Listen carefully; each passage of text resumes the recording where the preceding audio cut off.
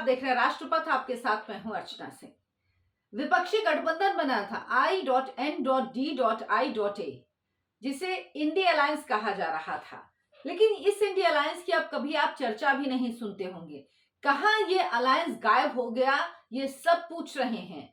INDI alliance विपक्ष को संगठित किया गया, एनडीए गठबंधन को चुनौती देने के लिए इस इंडी अलायंस को बनाया गया। लेकिन अब लगता है कि ये इंडी अलायंस ही विपक्ष के नेताओं के लिए पनौती बन गया है। बिहार के मुख्यमंत्री नीतीश कुमार ने पहल की, कांग्रेस ने उनको कहा कि आप पहल करिए, सभी गठबंधन के दलों को, विपक्षी दलों को एक गठबंधन में लाइए, एक करिए, एक मंच पर नीतीश कुमार लेकर आए। एनडीए के खिलाफ मजबूत गठबंधन खड़ा करने की कोशिश नीतीश कुमार की तरफ से की गई और एक समय तो ये लगने भी लगा था कि इंडिया के सामने, यानी इंडिया अलायंस के सामने एनडीए बैकफुट पर आ गया है। इसकी वजह है तमाम बीजेपी के बड़े नेता इस पर बयान देने लगे थे, यहां तक कि प्रधानमंत्री नरेंद्र मोदी भी इंडिया अलायंस को टारगेट करने लगे थे। और अब जब बीजेपी का सबसे बड़ा नेता किसी अलायंस को टारगेट कर रहा है तो समझा जा सकता है, लगा कि एक ऐसा अलायंस खड़ा हुआ है जिसकी कल्पना शायद किसी ने नहीं की थी। और यहां तक कि इंडिया बनाम भारत पर भी बहस शुरू हो गई। ऐसी बहस शुरू हुई जो पहले कभी नहीं हुई थी। जब G20 के सम्मेलन में जो इन्विटेशन भेजा गया उसमें राष्ट्रपति, प्रेसिडेंट ऑफ भारत लिखा गया, उसको लेकर कहा गया कि क्योंकि I.N.D.I.A इस गठबंधन को इंडिया कहा जा रहा है, इसीलिए नाम बदलकर भारत किया जा रहा है और अब भारत कहा जा रहा है। ये बातें लगातार होती रही, लेकिन देखते ही देखते क्या हुआ, विपक्ष के तमाम नेताओं के लिए ये जो इंडिया अलायंस था ये पनौती साबित हुआ। जो नेता सक्रिय थे, मुखर थे, जो आगे आके बोल रहे थे, वो खुद ब खुद किसी तरह से जाल में फंसते गए। और इसके बाद कांग्रेस का सबसे बड़ी चीज ये हुई कि कांग्रेस का इस गठबंधन से मोह भंग हो गया, एक तरह से आप कह सकते हैं। उदयनिधि स्टालिन की बात करें या नीतीश कुमार की बात करें, खुद ही इन लोगों ने अपने लिए गड्ढा खोद लिया। शरद पवार, जो कि सबसे बढ़ चढ़कर इस इंडिया अलायंस के गठबंधन में थे, उनकी पार्टी के दो फाड़ हो गए, उनकी पार्टी बट गई। अजीत पवार बीजेपी के साथ चले गए, महाराष्ट्र में वो सरकार में शामिल हो गए। तो इसे संयोग कहिए या कुछ और कहिए, लेकिन इंडिया अलायंस बनने के बाद कुछ ऐसी घटनाएं हुई कि संगठन के नाम पर या संगठन के बनने पर ही सवाल खड़े हो गए। कहा जा रहा है कि ये एक तरह की पनौती है क्या ये संगठन जो बना है इंडिया अलायंस। अभी गठबंधन बना ही था, आकार ही ले रहा था, 3 बैठकें ही हुई थी कि तमिलनाडु के मुख्यमंत्री के बेटे उदयनिधि स्टालिन ने सनातन धर्म को खत्म करने को लेकर बयान दे दिया।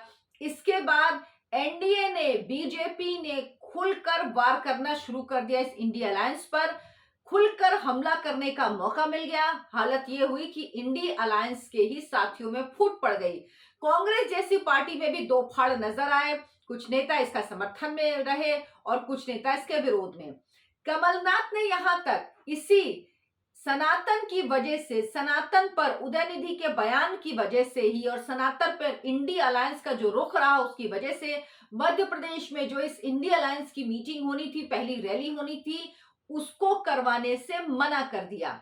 आम आदमी पार्टी के नेता संजय सिंह इंडिया गठबंधन जो ये था उसकी हर बैठक में पहुंच रहे थे, सबसे सक्रिय नेताओं में थे, कुछ ज्यादा ही भाषणबाजी कर रहे थे। लेकिन समय का चक्र ऐसा घुमा कि वो जेल चले गए, उन्हें जेल जाना पड़ गया और तलवार केजरीवाल पर भी लटक रही है। कब वो जेल चले जाएं पता नहीं। ईडी ने उनसे पूछताछ के लिए समन उनको पहले ही भेज चुकी है और डर सता रहा है केजरीवाल को कि वो भी जेल जा सकते हैं। इसीलिए इंडिया अलायंस को छोड़कर केजरीवाल अब ये स्ट्रेटजी बनाने में लगे हैं कि किस तरह से उनकी सरकार चलेगी दिल्ली की। अगर वो जेल चले गए तो क्या दिल्ली की सरकार जेल से चलेगी, क्या वो इसके लिए कोर्ट से आज्ञा लेंगे या कोई उनकी जगह मुख्यमंत्री बनेगा, क्या कोई ऐसा रास्ता है जिससे उनकी पत्नी मुख्यमंत्री बन पाए। तो इन सब में व्यस्त हो गए, इसीलिए वो किनारे निकल लिए।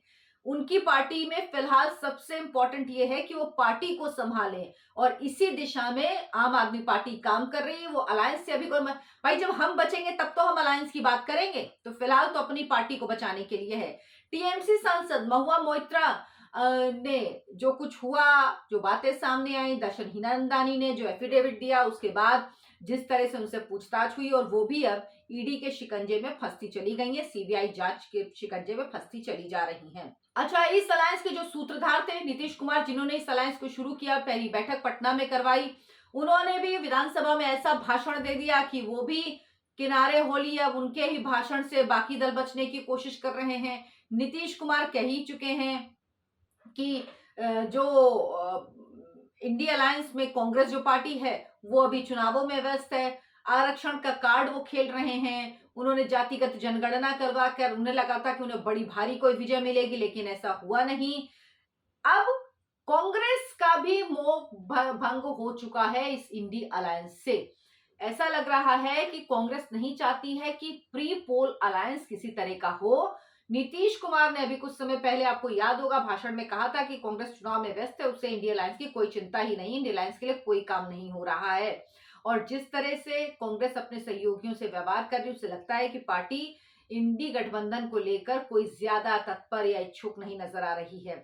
कांग्रेस का समझ में आता है, क्योंकि जो सीट शेयरिंग का फॉर्मूला था उसके हिसाब से कांग्रेस को तो पूरे देश में 200 सीटें से अधिक नहीं मिलने वाली थी। अब कांग्रेस इतनी कुर्बानी आखिर क्यों देगी? रीजनल पार्टियों का जन्म खुद कांग्रेस के विरोध की वजह से हुआ।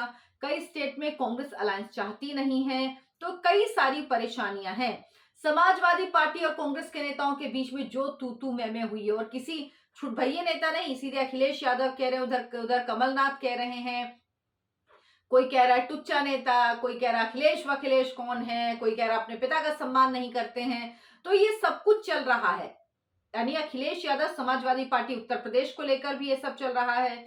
जेडीयू, आम आदमी पार्टी, लेफ्ट आदि जो हैं, इन ये चुनाव लड़ रहे हैं। किसी भी पार्टी से सीट शेयरिंग हुई नहीं, ना ही कोई शोरगुल हुआ। समाजवादी पार्टी और कांग्रेस के बीच जो हुआ, दरअसल उसका केंद्र कहीं ना कहीं उत्तर प्रदेश कांग्रेस का समाजवादी पार्टी के हित में सेंध लगाना है, और इसका परिणाम मध्य प्रदेश चुनाव में भी दिखाई दिया। जो जिस तरह से सीटों का बंटवारा हुआ, तो चाहे शरद पवार हो महाराष्ट्र में, चाहे अरविंद केजरीवाल हो जिनकी पार्टी पंजाब में है और दिल्ली में है, चाहे आप अखिलेश यादव की बात करें उत्तर प्रदेश में, नीतीश कुमार की बात करें बिहार में, और इसके अलावा टीएमसी को आप कैसे भूल सकते हैं। जिस तरह से पूछताछ हो रही है, अभिषेक बनर्जी से भी पूछताछ हो रही है। अगर आप महुआ मोइत्रा को किनारे कर भी देंगे, चलिए पार्टी ज्यादा उनसे खुश नहीं है अगर आप किनारे कर भी दें तो, लेकिन जिस तरह से अभिषेक बनर्जी से पूछताछ हो रही है, उनके और नेता जेल गए हैं, तो ये सब कुछ ऐसा चल रहा है। और अब ममता बनर्जी भी बहुत मुखर होकर, ऐसा नहीं कि मोदी के खिलाफ बोल रही हूँ, केंद्र सरकार के खिलाफ बोल रही हूँ, सब सुना नहीं गया। तो इंडिया अलायंस बनने से पहले ही बिगड़ गया, और अब ये साफ नजर आ रहा है कि या तो 3 दिसंबर के बाद का इंतजार करना होगा कि क्या वाकई इस इंडिया अलायंस में कोई जो आईसीयू में है, क्या उसमें कुछ जान आती है, कुछ हरकत होती है, या फिर अब कांग्रेस पार्टी भी इंतजार करेगी कि पोस्ट पोल अलायंस हो, प्री पोल अलायंस के पक्ष में वो नहीं, क्योंकि कांग्रेस जानती है कि अगर वो क्षेत्रीय दलों के साथ अलायंस कर रही है, जो ज्यादातर पार्टियां इसमें शामिल है, ज्यादातर पार्टियां क्षेत्रीय, कांग्रेस ही एक राष्ट्रीय दल, आप आम आदमी पार्टी को कह सकते हैं ऐसे, लेकिन आज की उसको दर्जा मिला हुआ, लेकिन उसका कोई स्वरूप नहीं है क्षेत्रीय दल का, उसका कोई स्वरूप नहीं है राष्ट्रीय दल का। तो अब कांग्रेस को पता उसको नुकसान होना है, इसलिए कांग्रेस किनारा कर रही है। कांग्रेस के बहुत सारे नेता ऐसे हैं जो बचना चाहते हैं इस अलायंस से। तो कुल मिला के कह लीजिए कि घालमेल इतना है कि ये गठबंधन है भी या खत्म हो चुका, डिसॉल्व हो चुका है, सिर्फ आधिकारिक घोषणा नहीं हुई है, ये कह पाना मुश्किल है। क्योंकि भले ही आपके यहाँ विधानसभा चुनाव, लेकिन विधानसभा चुनाव अब ऐसे तो है नहीं कि 24 घंटे और सातों दिन सिर्फ विधानसभा चुनाव की चर्चा हो रही, वही बातें हो रही, तो इंडिया अलायंस के लिए वक्त नहीं निकाल सकते। दरअसल ये करना नहीं चाहते हैं, और अगर कुछ होगा भी, सुगबुगाहट कुछ होगी तो 3 दिसंबर के बाद होगी, लेकिन उसके बाद समय कितना बचा है ये आप सबको पता है। उसके बाद मार्च में, मेरे हिसाब से मार्च या अप्रैल तक अधिसूचना जारी हो जाएगी लोकसभा चुनावों की, जो समय बचा नहीं है। इसीलिए ये इंडिया अलायंस बनने से पहले ही पनौती साबित हुआ है विपक्षी नेताओं के लिए, इसीलिए विपक्षी नेता खुद भी इससे किनारा करते हुए दिख रहे हैं। मेरा वीडियो पसंद आया तो लाइक करें, शेयर करें और चैनल को सब्सक्राइब जरूर करें। नमस्कार।